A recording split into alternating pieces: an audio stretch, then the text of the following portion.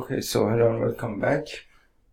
So in this video we want to start a new section of basically a new chapter of this book, which is called Limits and Derivative.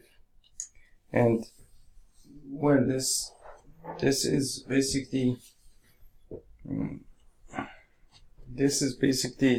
limits and derivative are basically two major parts of something in mathematics, which is, of course, as you might most probably know, is called calculus. It's called calculus, and then calculus has these two parts as the derivative, and the integral.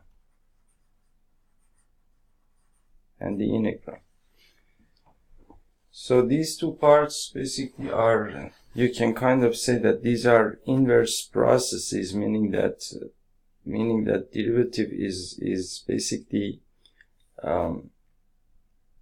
it's kind of like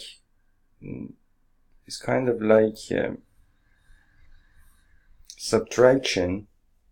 It's kind of like subtraction, because you would be basically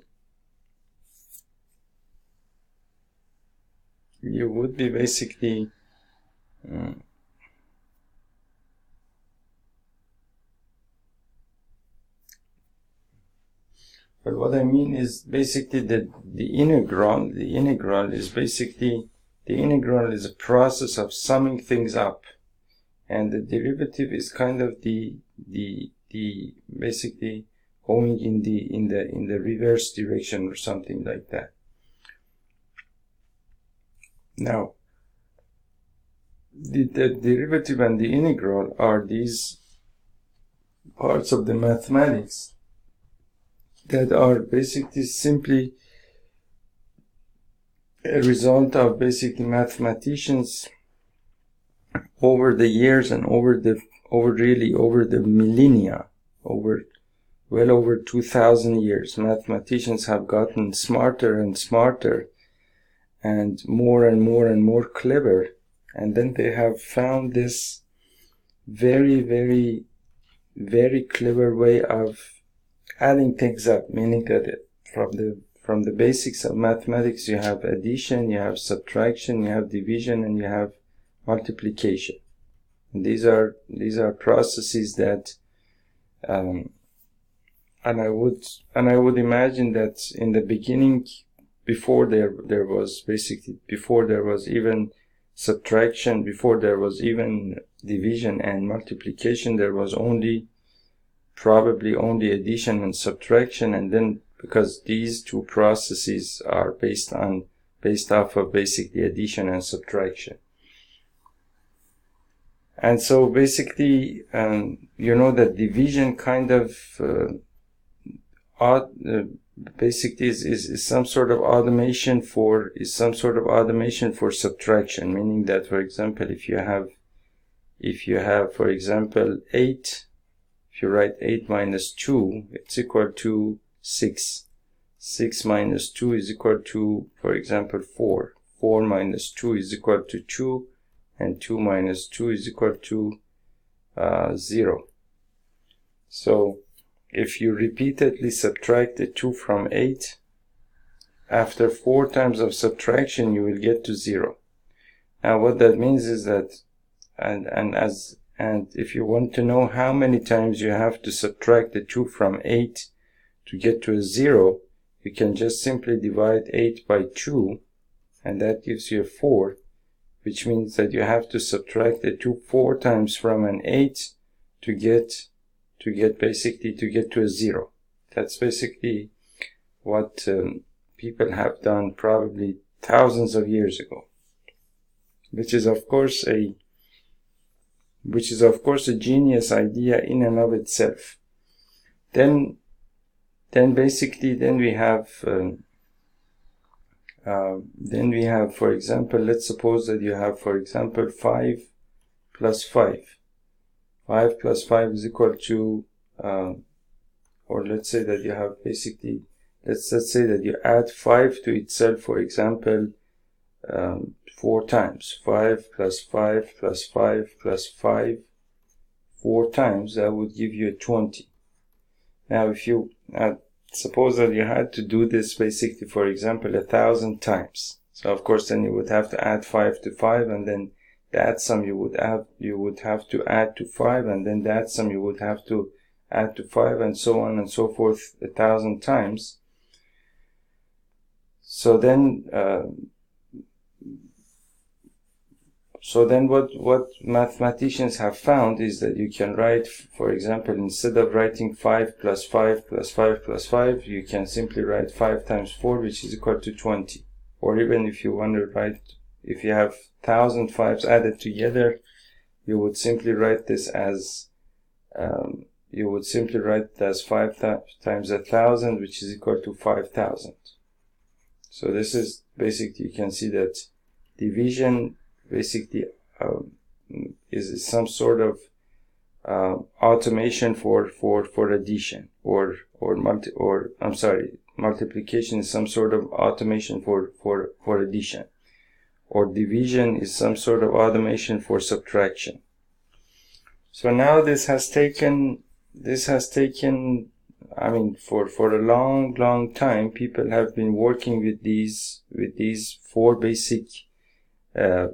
basic operations, and then after a while, then there was basically algebra and functions and all of those things, and it's taken mathematicians like 2,000 years, and then in the year around 1700s, by when Newton was basically finally born, then the whole idea of, I mean, you could say everything that there was in mathematics back at the time. And I suppose that even the idea of a function was even new to mathematics back at the time in around 1700s. So then what Newton and Leibniz and all of those people have done, of course individually, not together, they have put all of these ideas together, and then they have created or invented calculus, which is of course a very clever idea, which requires you to understand everything there is in mathematics if you want to come up with this idea for the first time. Even now that we understand all of these things, it's not really easy to understand the concept of calculus, because not because it's a complicated idea or anything, but because we don't really understand our basic mathematics. We don't really understand simple addition, subtraction, multiplication, and division. We don't really understand it. We have just memorized a bunch of things, and then that's usually what school does. It gets you to memorize a bunch of things, and of course you don't understand. I mean, in many cases you don't understand the meaning of what you memorize. And so when you memorize something, of course you cannot use it in creative ways. Of course, there is no way to do that when you memorize something. But when you learn it, then you can, of course, put those concepts together to basically create more sophisticated concepts out of the concepts that you already know. Now the idea of basically the idea of calculus is a very simple one, but like I said, very clever. Meaning that, for example,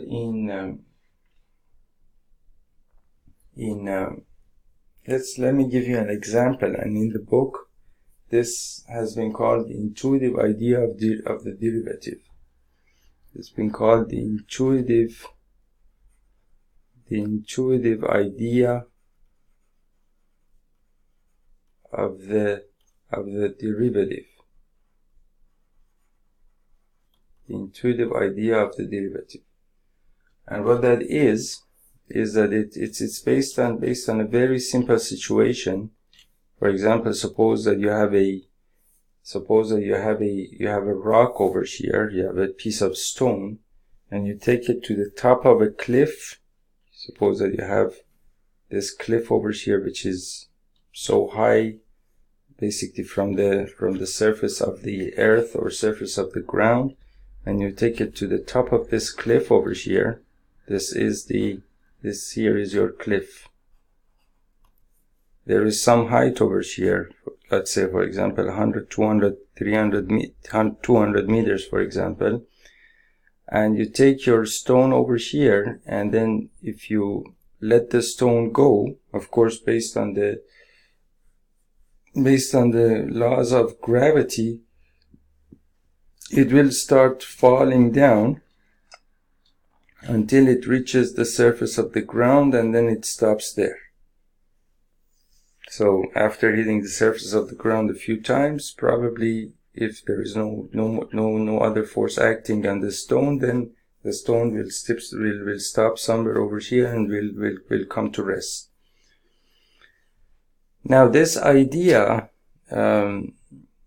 basically is connected with the idea of an object basically changing its position with respect to time, meaning that, for example, you can say that at t is equal to 0, your object is at, for example, you can say that it's at s is equal to 0. If I call this position s is equal to 0, or basically the distance is equal to 0, if I call this distance is equal to 0, at time 0 your distance from the cliff is 0. Now, as you let the stone go, suppose that the stone is in your hand and then you let it go. As you let the stone go, it will start falling, and as time goes by, the distance of the stone from the edge of the cliff is going to increase and increase and increase and increase until it gets to some distance where the distance cannot be increased anymore because it reaches the surface of the ground. Now this situation, people have done this experiment, physicists have done this experiment particularly. Physicists have done this experiment, and what they have found is that the relationship between the distance of the stone and time, the relationship between the position of the stone and time is given by this equation as s is equal to 4.9 t squared. Meaning that, for example, at time t is equal to 0, you're at s is equal to 0. At time t is equal to 1, for example, you're at s is equal to 4.9, for example, meters. If this is in meters, let's assume that your distance is in meters, for example. And let's assume that the t is in seconds, for example. Meaning that after 1 second, the distance of the stone from the cliff is 1 meter. After 2 seconds, it would be 2 squared, 4 times 4.9. After 3 seconds, it would be 9 times 4.9, and so on and so forth. So now, basically, what you can do based on this situation, of course, you can do a bunch of different things. But what is important to us here is calculating the velocity of the stone as it's moving along this path towards the earth. And so, for example, suppose that the stone is over here after for example t is equal to, for example, I don't know, 10 seconds, for example. At t is equal to 10 seconds, then your s is going to be equal to 4.9 times 10 squared, which is equal to 4.9 times 100, which is equal to 490 meters. So that means that this point corresponds to s is equal to 490 meters. And And of course, it's amazing how fast the stone is changing its distance with respect to time. So now how would you calculate basically the velocity of this stone? So in order to calculate the velocity of this stone, you basically need some starting point and some ending point. For example, suppose that you have this car over here going along a straight road. The car is over here. Suppose that you have this car over here, it's going along a straight road. Now this car starts at, for example, this point, for example, s is equal to 0. And it ends up at this point, for example, s is equal to, for example, I don't know, 100 kilometers. So I take this as the 0 point on my, let's say, coordinate system. Let's call the road the coordinate system. This point I call it, for example, s is equal to 0. This point I call it s is equal to 100 kilometers. And I use a simple timer, for example, to record the time. And what I find out is that when the car is at a position of 100 kilometers, the time is, for example, 1.5 hours, or 90 seconds, 90 minutes, for example. So after, for example, 90 minutes, the car is at this position.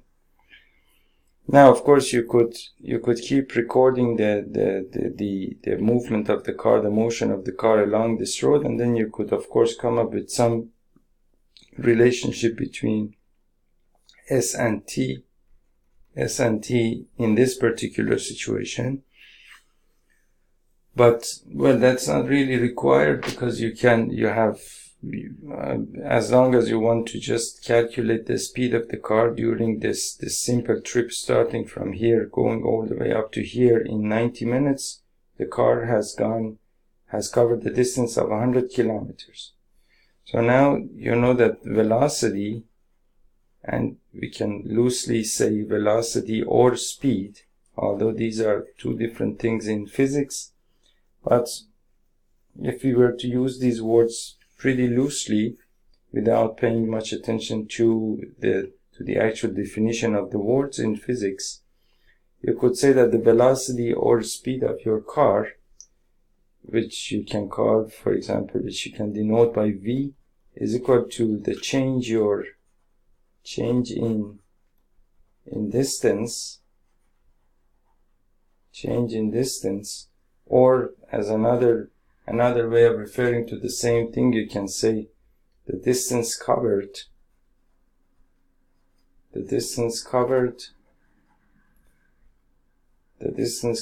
over the time taken to cover that distance.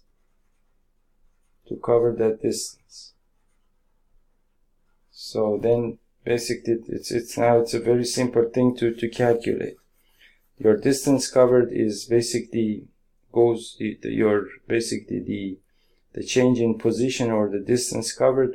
Your car starts at s is equal to 0, and it goes all the way up to s is equal to 100 kilometers. That means that you can write over here 100 kilometers minus 0 kilometers, and basically the time taken for this trip was basically to calculate the time between these two time points. This is over here, you have t is equal to 0, over here t is equal to 90 minutes. So then you can write 90 minutes minus 0 minutes,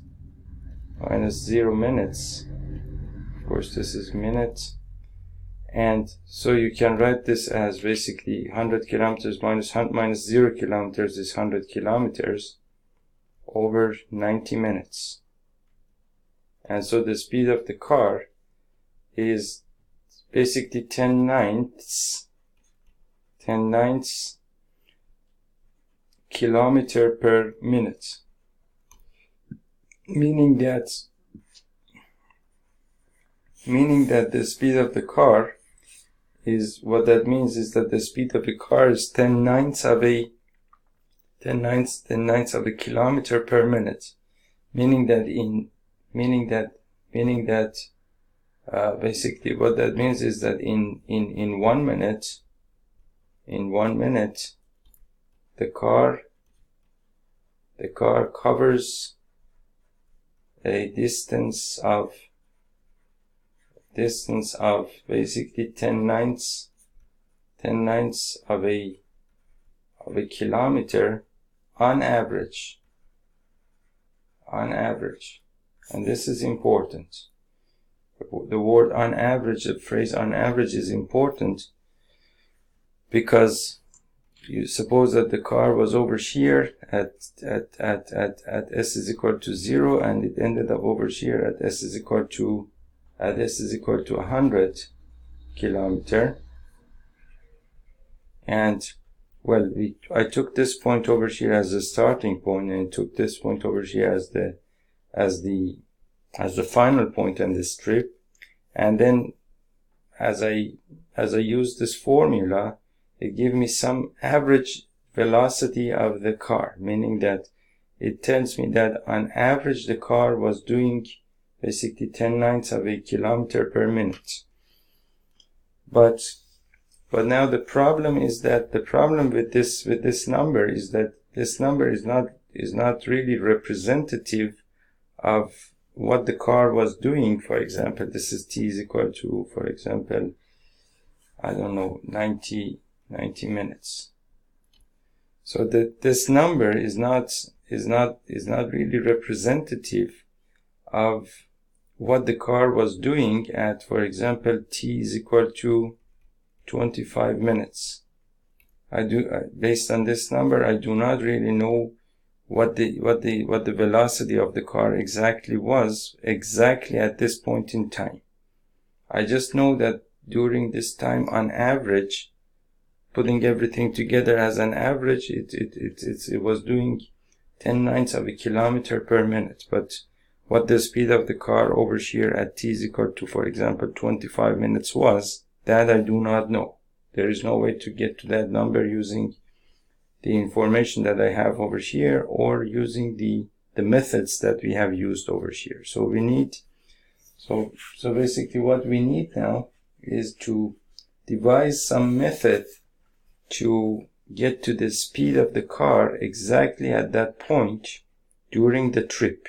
That's basically what we want to do over here. That's the exact goal of basically the derivative and calculus and everything, is just to calculate the speed of the car at this point in time, or at this point in time, or at this point in time, or at any other point basically during this trip, provided that, for example, you know some relationship between s and t related to that trip. That's basically what calculus really only does, but it does it in a very, very, very smart way.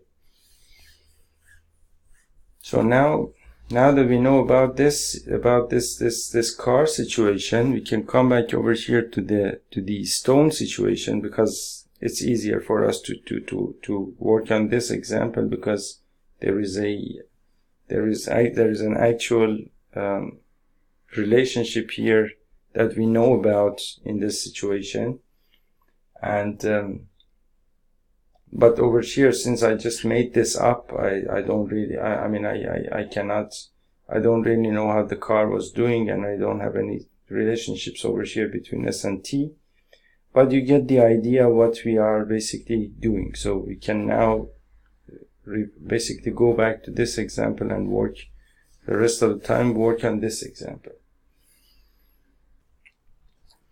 Okay, so now in order to basically go back to the situation that we had over here, now what we can do is that, so let me clear all of this out so that we have some space over here to work. So basically, if I want to basically now use this situation in order to in order to basically talk about the concept of derivative, what we can do is that basically if you have the graph of this function, suppose that I write the graph of this function in this way. Basically I want to graph this function in this way, meaning that s is a variable which is dependent on t. So s becomes basically this axis over here, and t is the variable which is the independent variable, so that will be across the horizontal axis. And then of course if you use any conventional basically graphing system, normally what they do is that they call this axis, they call it y, and they call this axis x. So if I basically interchange these variables with y and x in this equation, I will get basically y is equal to 4.9 times x squared. So now I use some graphing utility, for example desmos.com, and of course when you can write over here y is equal to 4.9 times x squared, and as you can see, you will see this parabola over here, and then this parabola you can see that for negative x's you're getting these positive values, for positive x's you're also getting the same positive values. And of course over here you can simply ignore the negative part, because of course time cannot be negative, and so you don't really have to pay attention to this part of the function.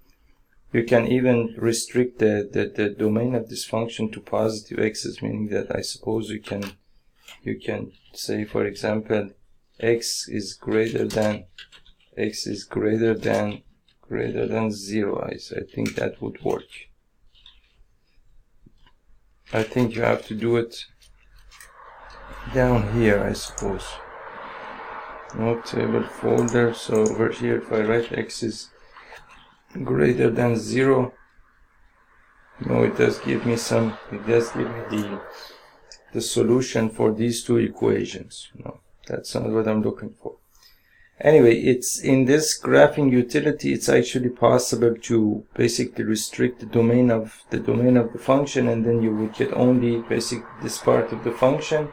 But that's not really important. We can basically just ignore this part of the function and just pay attention to this part of the function. Now, what I want to do, so basically the part that the function is basically something like, for example, let's say at 0.641 you're at 2.031, and at 1.001 you're at 5.008. At 1 you're about 5. So your function would look something like this, meaning that you would get basically 1 and 1, 2, 3, 4, and 5. You would get 1 point over here, 1 point over here, and of course it's much better to do it basically this way, a little bit bigger, so we have something to work with. So let's say that this is 1 and this is 1, 2, 3, 4, and 5 over here, and then another point would be, for example, 0.5 and 1.648, 0.6, 1.648. So that would be some place over some point over here, and then you would get some function like this. So the graph of this function would look something like this, and of course the other part of the function is not important, because, well, we don't have negative time, so I mean time cannot be negative, so we can just forget about the other part. Now, basically having the same logic for the previous situation, what you can do is basically that basically, for example, we got t is equal to 0, which was basically this point over here, and we got some t after t is equal to 0. For example, I take some t over here to call it, for example, t1. So this is, for example, t of 0, for example. I call it 0 t of 0 and call this t1. Now you can see that the function is basically the output of the function at this input is this output, and the function of the, and let me actually take some let me call this t2, and then I will call this, I will take, for example, I will take some t1 over here, and then this would be the output of the function at t1. This would be the output of the function at t2. And I call this, for example, f of t2, and I call this, for example, f of t1. So what happens is that at this point in time, you're, for example, somewhere over here at t1, for example. At this point in time, you're at some point over here, call it t2, and then this point over here would be f of t1, for example, some distance from here, and at this point you are at f of t2, some distance from here or some distance from here. Now, between these 2 points in time, of course, your distance has changed from f of t1 to f of t2. So the change in your distance, so over here we said that velocity was basically equal to the change in distance over the time taken to cover that distance. So what that means is that for calculating the velocity of this object over here, it's very simply, what I can do is basically I can write the velocity is equal to basically f of t2 minus f of t1, which is this distance over here, the distance of these 2 points. So I can write f of t2 minus f of t1 over basically the time taken to cover that distance, which is the time between these two, this point and this point. And so this is basically t2 minus t1.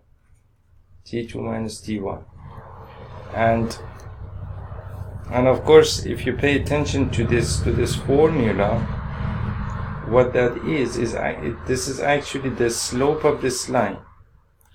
This is actually the slope of this line between these 2 points, meaning that in algebra we said that the slope of a line is equal to basically y2 minus y1 over x2 minus x1. So that is the change that is vertical change, and that is horizontal change. This is horizontal change and this is vertical change. And this is again the same thing. This is vertical change, f of t2 minus f of t1, and this is horizontal change, t2 minus t1. So the average velocity of this object is nothing but the slope of this line. So you need to pay attention to this situation very closely, and if you understand that, you will have understood the concept of derivative, which is basically one of the there are two concepts in calculus. There is one of them is derivative, and the other one is the integral.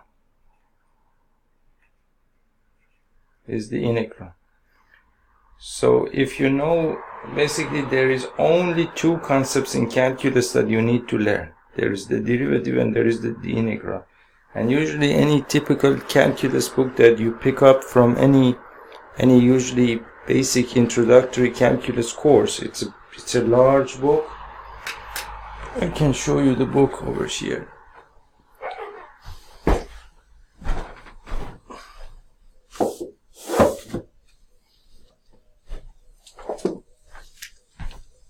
Basically, any typical calculus book is something like this. It's a large book with, like, for example, 1,000 pages or so.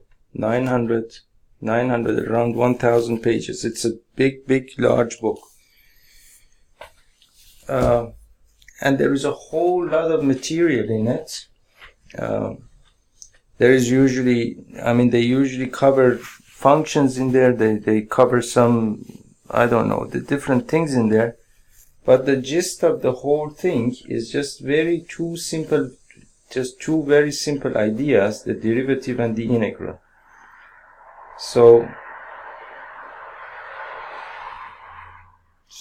And the derivative is just this very simple situation over here. It's very simple situation over here. So you have basically, so far we have found that basically the average velocity of this object from T1, between T1 and T2 is just simply the slope of this line which connects these 2 points together, and this is technically called the secant line. This is technically called the secant line. Okay, you need to be familiar with this, and then because it's part of the terminology of the whole thing. Now this is called the secant line, and so you can say that the average velocity of the object from T1 to T2 is nothing but the slope of the secant line, meaning that's just very simply the line that you can draw between the 2 points, and then when you find the slope of that line, you will have found the average velocity of that object between those 2 points. Okay, so far we have no problems. Now we basically, I don't really know if I have discussed this before or not, but now the stone, basically the stone has some sort of velocity, basically has some distance over here from the zero of the coordinate system, if you call it the coordinate system, and then it takes some time for the object to have this much distance from the zero of the coordinate system. And when I calculate this average velocity here, what this number tells me is that, for example, it tells me that the average velocity of the object was, for example, I don't know, 500 meters per second or something like that, meaning that in every second that the object was covering 500 meters. Okay, now this 500 meters per second is nothing but the average velocity, of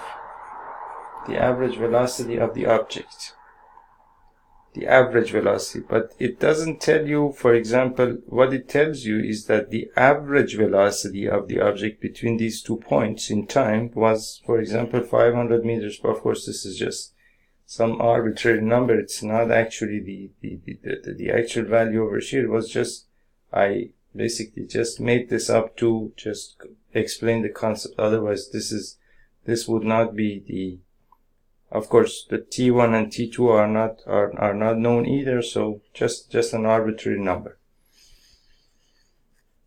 So then what happens is that basically it tells you the average velocity, meaning that the object was doing 50 meters per second. Of course, this is supposed to be 50 or so. Meaning that the object was doing 50 meters per second during this whole trip. But the problem is that it doesn't tell you, for example, within this strip at this point in time, call it for example t3, it doesn't tell you it doesn't tell you the velocity of the object at this point in time. And our goal here is to understand the average, the velocity of, or the average velocity of the object at this point exactly in time. Now, of course, I can do something else before we get into this. I can do something else. Since this between T1 and T2, there is so much distance that has been covered. In order to have a better estimate of the whole, basically, of the whole thing that happened during this trip, meaning that, for example, during this trip, the speed, the stone could have sped up and or sped down, sped up and sped down, and so on and so forth. And then the sum total of the whole thing was basically on average 50 meters per second. But I don't really know, for example, what was the exact, for example, velocity of the object at this point in time. I can't really know that because I have no information about that. Now, what I can do is that I can basically make these points a little bit closer, meaning that, for example, I take another point over here, call it, for example, T4. I call it T4, and then I call this point, for example, f of T4. And then T4 would be much closer to T2, for example, much closer to, let's make it closer actually to T1, for example, because I want to have everything with respect to T1 over here. So I can think of this point over here. I can think of this point over here and come very close to, even I can take even T3, for example. So T3, and this point would be f of T3, this point over here. And so now if I suppose that, for example, T3 is this point over here, the output of the function is this output over here, and now basically T3 is this point over here, and this would be basically f of T3. And so now what I can do is that I can calculate the average velocity between f of T3 and f of T1, and it will give me some number, like, for example, I can call it V2, and then that would be f of, for example, T3 minus f of T1 over T3 minus T1. And it will give me some number, for example, let's say, I don't know, 59, for example, meters per second. Just some arbitrary number. And this distance, this average velocity tells me the average velocity between T3 and T1, which is basically this between these 2 points over here. Again, it is only an average velocity. It's not the velocity at either at this point or at this point. And the only thing that it tells me is that the stone was doing on average 59 meters per second as velocity between these 2 points. But again, I don't know what's happening at this point, for example, T4, basically along the way. So again, what I can do, I can get closer to T1, meaning that I can call this T4 and call this f of T4, and T4 would be some point after T1 over here, okay? And then I can calculate the slope of this line over here, this line over here, and that would be, for example, V of 3 would be, for example, f of T4 minus f of T1 over T4 minus T1. And that would give me, for example, some number, for example, like 65 meters per second or so. Of course, the average velocity doesn't necessarily have to increase. I'm just arbitrarily putting some numbers over here. So again, this is the average velocity between these 2 points, but I have made the distance so small that I can think of the average velocity now as either being the velocity at this point or at this point, because there is not much time difference between the 2 points, or there is not much difference between the 2 points. But still, it's not. I mean, it's much better an estimate than the average velocity between these 2 points. But it's not still the exact velocity either at this point or at this point. Okay. So then you can just keep doing the same thing, get closer and closer and closer and closer to this point T1. And as you can see, as I'm moving towards basically moving closer and closer to T1, the slope of this line is changing, meaning that the slope of the secant line is changing over here until you get over here at this point T1, meaning that you basically select that point T, whatever that might be, very, very, very infinitesimally close to T1, until you can think of that as just, you can think of the 2 points as just one single point, and that single point would be just touching the graph at that point. And if it's possible to do that, meaning that if you can basically make the 2 points very, very, very, very close together, for example, in the order of, for example, suppose that, for example, the time difference between the 2 points would be, for example, 0.000000001 basically of a second. That would be the difference between the time difference between the 2 points. Making the time difference so small, or even smaller than that. If it's possible, then suppose that then the point would be somewhere over here, and then I can call this, for example, t of n, and then this point I can call, for example, f of t of n.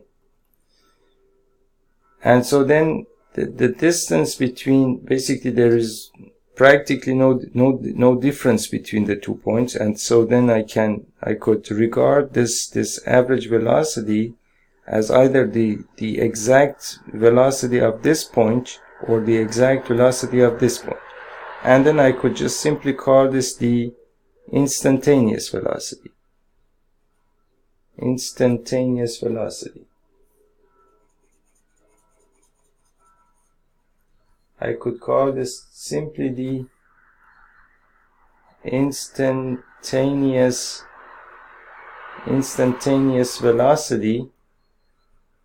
velocity at the point t1, for example, or at the point t of n, but t of n and t of 1 would practically be 1 point, so you could say this is for example the instantaneous velocity at the point t1, which is the slope of this line. But now the slope of this line but now the line is,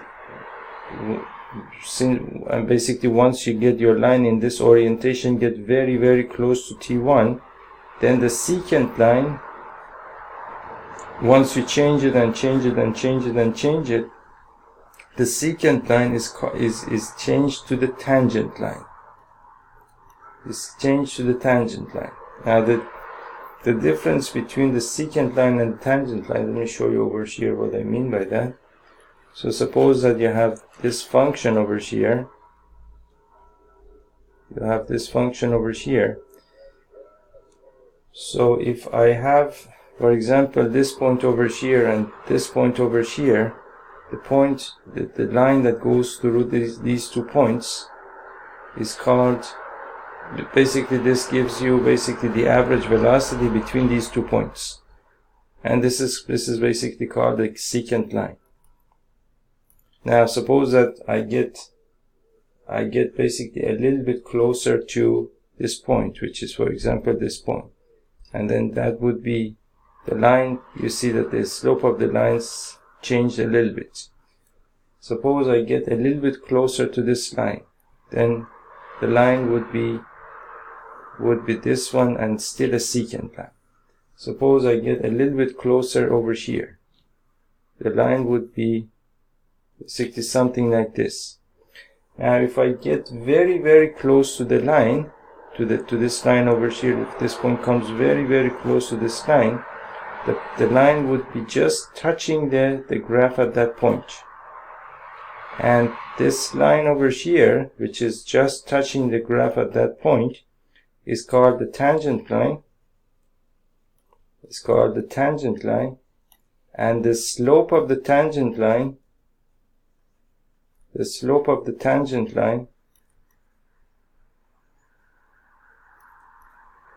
is basically the instantaneous velocity at the point, for example, P1, at the point P1. So that's basically the whole story here. Now, as you can see, this whole business of getting closer and closer to this point, of course, you would have to try many points for over here, and you have to do a lot of calculation,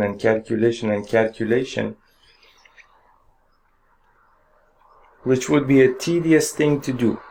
Even if you gave it to a computer would get tired doing the whole thing over and over again, basically getting a point closer to this point over here, and then calculating, and then another point closer and another point closer, and so on and so forth.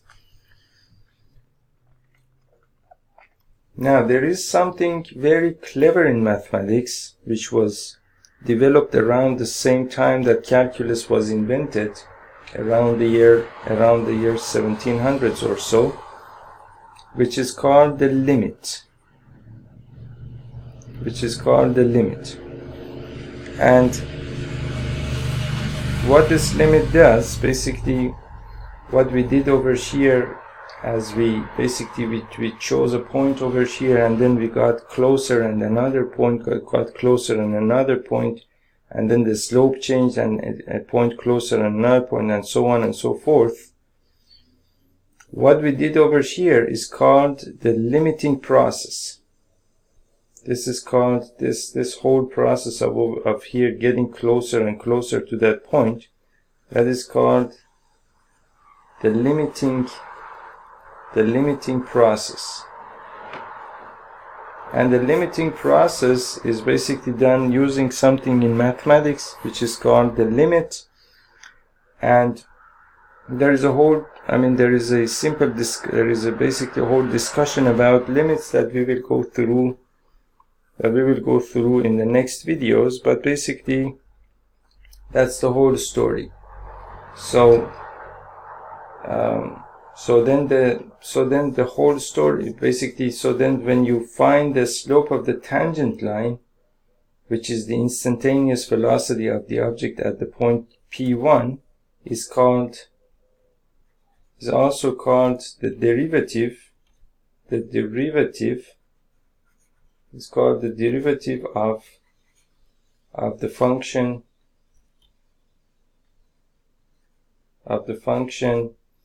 basically, for example, s is equal to 4.9 st squared at the point P1. That is the derivative of the function at that point, which is the instantaneous velocity of that object. Now, of course, this could be any quantity over here, and this could be any other quantity, and this quantity is, of course, the quantity which is dependent upon this quantity.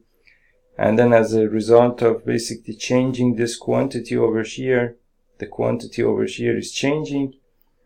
And basically the derivative is basically a process of studying the change in your dependent variable with respect to the independent variable. And that's basically the whole idea of derivative in calculus. The only thing that we need still to be able to do this practically is the idea of the limit that we will talk about in the next video. So I'll see you in the next video, and thank you.